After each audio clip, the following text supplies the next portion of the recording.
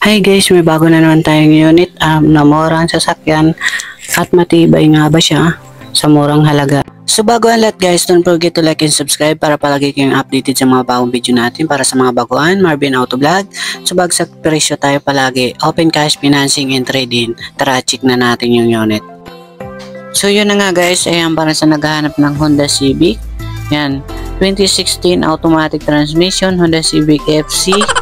Okay, nasa 55,000 km yung kanyang tinakbo. Good condition siya guys, sariwa din. So pre-scanner, open test drive. So check natin na search ako dito guys, nagtanong ako dito sa ano na to na kung matibay ba ang Honda Civic natin na FC. Ayan, okay, so 1.8 lang kasi siya. So ayan, nagtanong tayo dyan.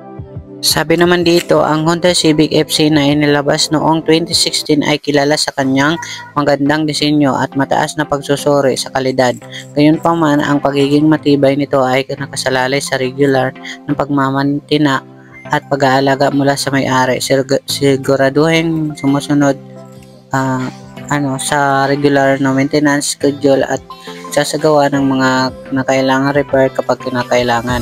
Ang pagiging maingat sa pagmamaneho at pag-ingat sa sasakyan ay makakatulong din sa pagmanatil ng kalidad. Okay, so ayan nga guys. So syempre kami double check kami sa bangko, good condition to guys. Ayan, pwede naman kayo magdala mekaniko if ever gusto nyo, open test drive. Ayan, okay, so sa mga papel naman, mga original, ayan.